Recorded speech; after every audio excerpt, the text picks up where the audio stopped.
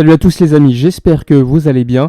On se retrouve aujourd'hui pour une nouvelle vidéo. Alors dans cette vidéo, nous allons revenir sur les dernières heures du FC Barcelone, toutes les actualités à connaître. On va également analyser celles-ci afin de déterminer si le club travaille bien ou pas. Donc on y va sans plus attendre. On commence avec le retour lors de ces derniers jours de ce qui devait se passer. Le Barça devait jouer contre la Juventus ce week-end, rappelez-vous, match à 4h30 du matin, match qui a été annulé quelques heures avant le match, puisque le Barça, l'effectif, à peu près 12-13 personnes, y compris donc le staff, avait donc souffert d'une maladie, d'un espèce de virus, qui empêchait en fait tout le monde de pouvoir s'entraîner, puisque les joueurs étaient limite incapables de pouvoir marcher, donc ils étaient bloqués avec le médecin à l'hôtel, et donc impossibilité de jouer le match. Évidemment, ça a eu des conséquences économiques. Le Barça qui devait toucher la billetterie pour ce match, et bien évidemment,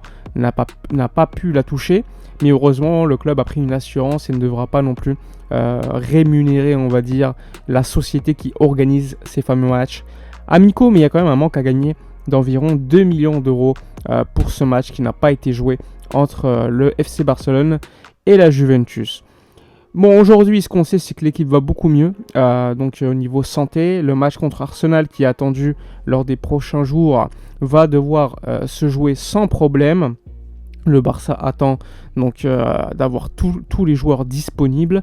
Normalement, on n'aura pas de Inigo Martinez ni de Alejandro Balde qui n'ont pas encore l'accord médical. Pour Alejandro Balde, il faudra patienter le dernier match contre le Milan.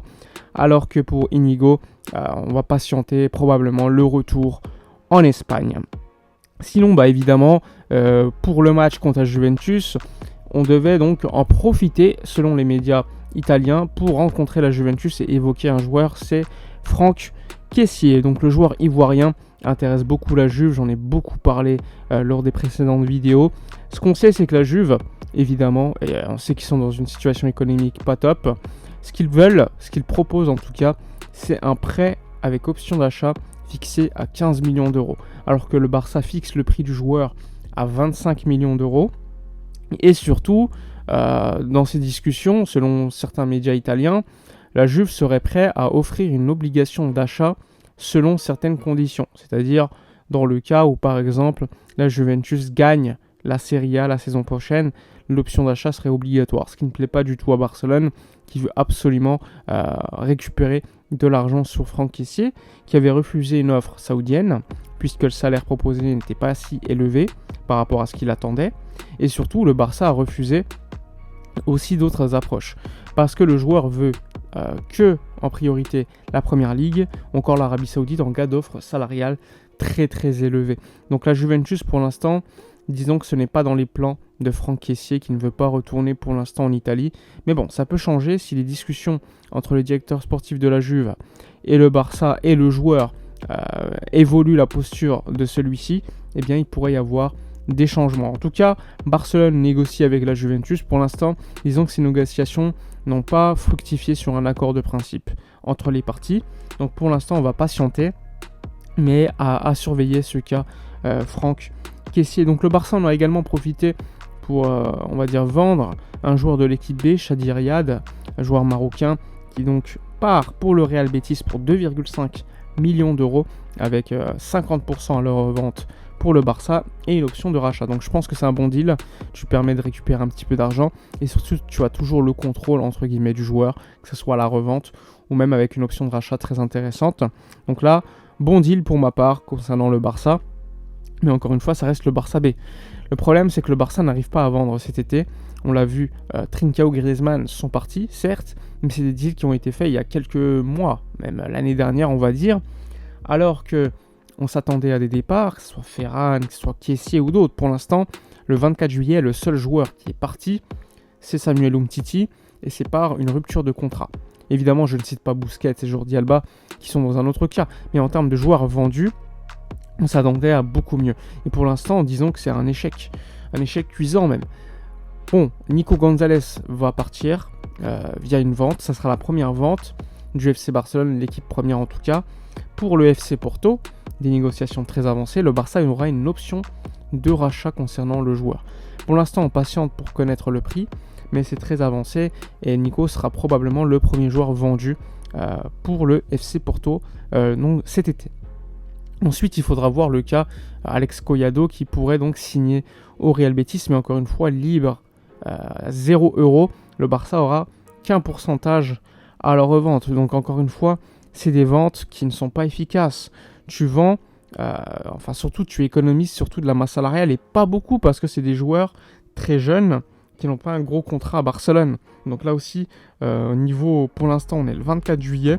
Niveau départ, c'est un échec. Et niveau arrivée, eh bien, comme tu es dépendant énormément des départs, disons que c'est un demi-échec aussi. Donc pour l'instant, le mercato du Barça n'est pas bon globalement. Même si tu renforces le banc de manière générale, eh bien, disons que tu as des postes forts qui ne sont pas là. Le poste de numéro 6, on peut avoir quand même certains doutes. Le poste de latéral droit, pour l'instant, qui n'est pas de joueur à mener, même si le Barça veut signer un joueur à ce poste. Et tu as aussi ce poste de numéro 8 que le Barça veut absolument renforcer avec Bernardo Silva qui coûte beaucoup d'argent. Donc les rumeurs sont très intéressantes, elles parlent de Bernardo, mais pour avoir Bernardo, il faut vendre. Et pour l'instant, aucune vente. On a appris que Dembélé a refusé une offre d'Arabie Saoudite, clause libératoire 50 millions d'euros jusqu'au 31 juillet compris. Et ensuite, sa clause passera à 100 millions d'euros. Sachant qu'il faut savoir qu'avec Dembélé, 50% de sa clause payée irait dans ses poches. Donc le Barça est au courant de cette offre. Le joueur a refusé d'aller en Arabie Saoudite et veut prolonger à Barcelone jusqu'en 2027. Les négociations sont très avancées.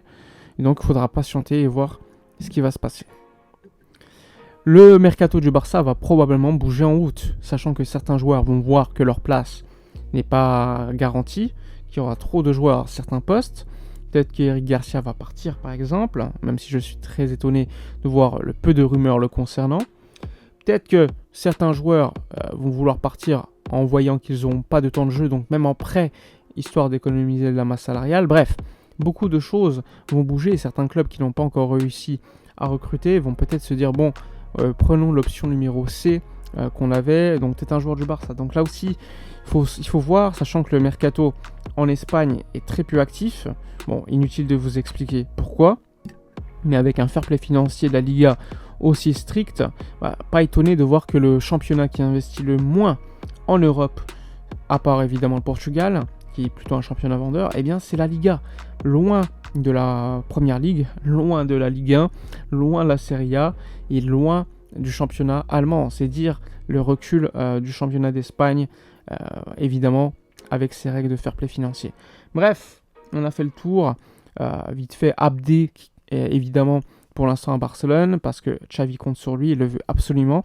Mais encore une fois, s'il n'y a pas de vente à côté, il serait peut-être sacrifié. Et ça, ce serait une mauvaise nouvelle, donc à voir là aussi. Bref, dites-moi dans les commentaires ce que vous pensez de toutes ces informations. N'oubliez pas de liker, commenter, partager. Moi, je vous dis à la prochaine, et d'ici là, comme d'habitude, portez-vous bien.